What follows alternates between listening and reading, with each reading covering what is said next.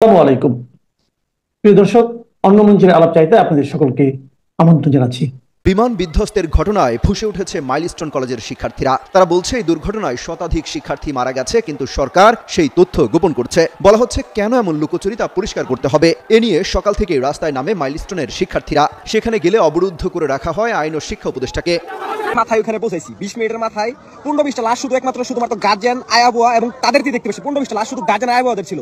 সেনাবাহিনী একটা প্যাকেটের ভিতরে প্রায় 7-8টা লাশ ঢুকাইছে। লাশ ঢুকাই এরকম 17টা প্যাকেট নিছে।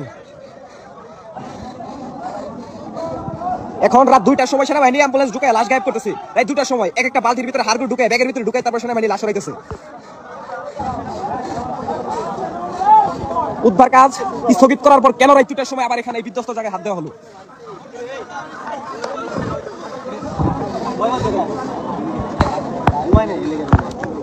এমনকি সঠিক বিবৃতি দেওয়ার সময় আমাদের শিক্ষকদের শরীরে হাত তোলা হয়েছে এবং আমাদের যে রবার্ট স্কাউটের যারা আছে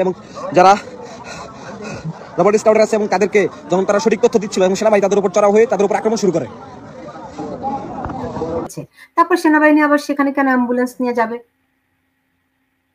দেখুন, পুরো বিষয়টাই একটা ধোঁয়াশার মধ্যে পড়ে গেছে, আর কেউই তাদের রাইট ফ্রেম অফ মাইন্ডে নেই। ফলে যার যেটা মনে আসছে তাৎক্ষণিক ভাবে সেটি তারা প্রকাশ করছে। এখন মনস্তত্ত্ব অদ্ভুত। মানুষ যখন এরকম পরিস্থিতিতে পড়ে যায় তখন কিংকর্তব্য বিমূঢ় হয়ে পড়ে এবং যা মনে আসে তাই বলতে থাকে। যা সন্দেহ করবার নয় তাই সন্দেহ করে বসে। সুতরাং এখানে আসলে এরকম পরিস্থিতিতে যে মনস্তত্ত্ব আমরা লক্ষ্য করছি তা অস্বাভাবিক কিছু নয়, এটাই স্বাভাবিক এমনতর পরিস্থিতি। তো এখন মানে ধরেন মানে সেনাবাহিনী বা কেন ধূম্রজালটা তৈরি করছে? দেখুন, আসলে সবাই তো আমরা একই সংস্কৃতির মানুষ। কেউ হয়তো উর্দু পড়ছেন, কেউ হয়তো সিভিল, কিন্তু এইরকম পরিস্থিতিতে মানে আমাদের যে বাঙালিপনা সেটাই আপনার ম্যানিফেস্টেড হচ্ছে, এতে কোনো সন্দেহ নেই। তো মানে শিক্ষার্থীদের যে অভিযোগ, অনেক মানুষের যে অভিযোগ যে লাশ চুরি চলছে এই মধ্যরাতে, এটার ভিত্তি কতটুকু স্যার? দেখুন, এটা আসলে আমি তো বললাম যে কিংকর্তব্য বিমূঢ় হয়ে যে যা মতো করে কথাবার্তা বলছেন, স্যানিটি লোপ পেয়েছে। সুতরাং এই পরিস্থিতিতে এমনটিই হবে, এটাই স্বাভাবিক। না না, সাধারণ মানুষ মানে কিংকর্তব্য বিমূঢ় হতে পারে, কিন্তু যারা দায়িত্বপ্রাপ্ত, বিশেষ করে সেনাবাহিনীতে একটা প্রশিক্ষিত বাহিনী, তাদের তো একটা ডিজাস্টার ম্যানেজমেন্ট থাকে। সেনাবাহিনী মানে তারা যে কোনো সময় যুদ্ধের জন্য প্রস্তুত থাকে। অ্যাকচুয়ালি ডিজাস্টার একটা যুদ্ধের মতোই অবস্থা। এটা একটা অবশ্যই, এবং বিরাট এখানে disaster। আমাদের মানুষ রুলস অফ এনগেজমেন্ট বলা আছে আপনার এই পরিস্থিতি কি করতে হবে। এখন ধরুন, তারা যদি তাদের মতো করে কাজ করতে যান সেটাও কিন্তু বিনা বাধায় তারা করতে পারছেন না। আর এটা একটা ধ্বংসস্তূপ, সেটাও কিন্তু বুঝতে হবে। যে পরিমাণ ক্ষয়ক্ষতি হয়েছে তাৎক্ষণিকভাবে সেটি জন্য কেউ প্রস্তুত ছিলেন না। না, এখন তারা তো এরকম এটা কোনো পরিষ্কার। ম্যানেজমেন্ট করতে পারতেন যে তাৎক্ষণিকভাবে যে কোনো একটা জায়গায় একটা সেন্টার করা, এখান থেকে যারা নিখোঁজ, যারা আহত, যারা নিহত, তাদের স্বজনরা সেখানে যাবে, সেখান থেকে তারা জানবে তাদের প্রিয় মানুষটির কোথায় কি অবস্থায় আছে, রাইট? দেখুন, আমি ব্রিটেন আমেরিকায় যেটা দেখেছি, ধরেন দুর্ঘটনাস্থল আপনার হলুদ রঙের আপনার একটা বেল্ট দিয়ে ঘিরে ফেলা হয়। এটা হচ্ছে অকুস্থল সেই হিসাবে। এখানে কোন রকমের আলামত নষ্ট করা যাতে না হয় সেটা প্রিজার্ভ করার ব্যবস্থা রাখা হয়। এখন এখানে যে অবস্থা আপনার এই মধ্যরাতে, মানে ধরুন রাত 2টোর সময় যখন সন্দেহ দানা বাঁধে এবং তার উপর ভিত্তি করে আপনার কোমলমতি ছাত্রছাত্রীরা তারা মিছিল বের করে এবং নানান রকমের স্লোগান উত্থিত করে, তখন সত্যি আপনার আমাদের যে সহানুভূতি সেটি নতুন নতুন মাত্রা যোগ করে। স্যার, সকাল হলেই এসএসসি পরীক্ষা, রাত 3টার সময় তারা পরীক্ষা স্থগিত করেছে। দুপুরে 1টার ঘটনা। আপনার কি মনে হয় এই সরকারের কোনো দায় দায়িত্ব আছে? একেবারে একেবারে আমি তো আগেই বলেছি। দেখুন, আমি one of the ardent critic of this government, এবং আমি যেহেতু উচ্চ কণ্ঠ সেই জন্য নানানভাবে আপনার হেনস্থা করবার অর্গানাইজড বিভিন্ন চেষ্টাও কিন্তু পরিলক্ষিত আছে। তৎসত্ত্বেও আমাদের মনে হয়েছে যে আমাদের আসলে কথা বলে যেতে হবে, বিষয়গুলো তুলে ধরতে হবে, উদ্দেশ্য আপনার কোয়ালিটেটিভ চেঞ্জ নিয়ে আসা, এবং যারা এই লেজে গোবরে পরিস্থিতি তৈরি করেছেন, অযোগ্যতার পরিচয় দিয়েছেন, তাদের দায়িত্ব ছেড়ে অচিরেই চলে যাওয়া দরকার। এখন যে এনাফ ইজ এনাফ। দেখুন, যেই শিশুদের প্রাণ গেছে তো গেলই, আসলে তো আগুনে পোড়া রোগীরা পরে গিয়ে তারা এফেক্টেড হয়। এখন প্রাণে বেঁচে গেলেও তারা যে সবাই বেঁচে যাবে তা কিন্তু নয়, তাদের আশঙ্কা অনেক। ফলে ট্র্যাজেডির এখানে কিন্তু শেষ নয়। তো এখন আপনি দেখছেন কি বিভৎসভাবে পুড়ে গেছে, তাই না? তাকানো যায় না, ধরা যায় না, এরকম অবস্থা।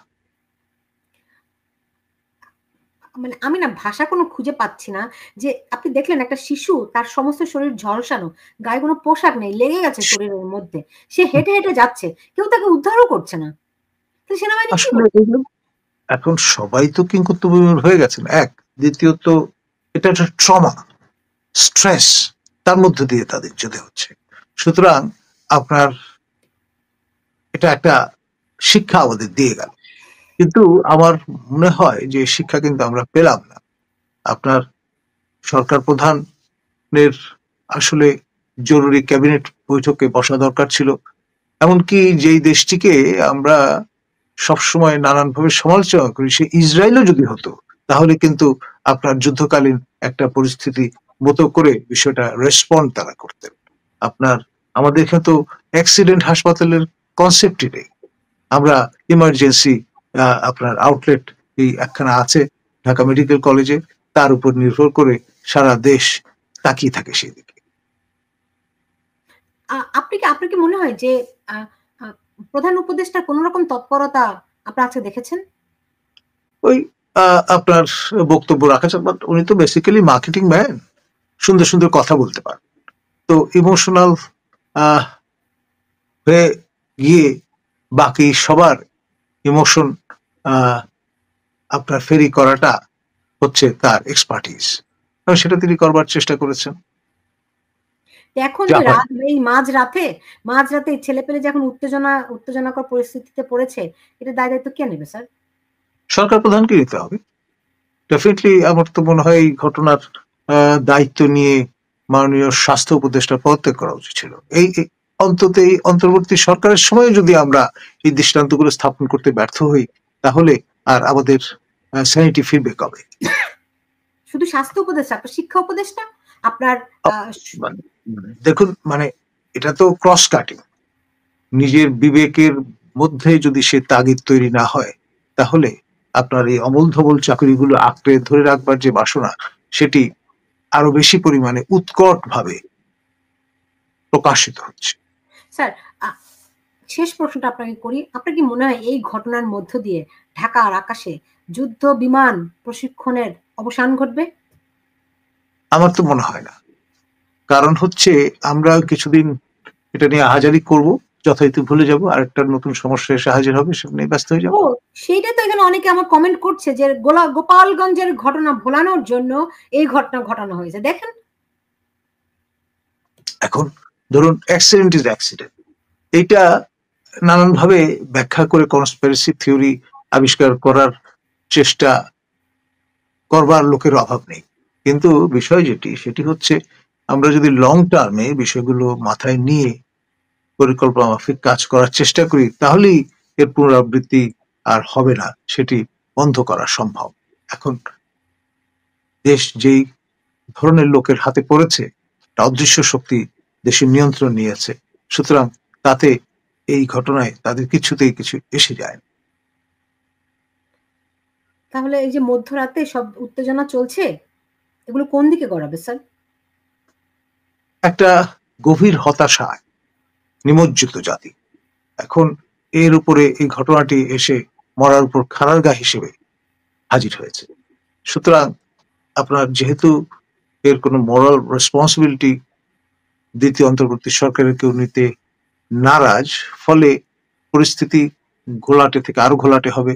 ফ্রাস্ট্রেশনের পরিমাণ আরো বাড়বে এবং নৈরাজ্যের দিকে যদি অগ্রসর হয় তাহলে আমি অবাক হব না।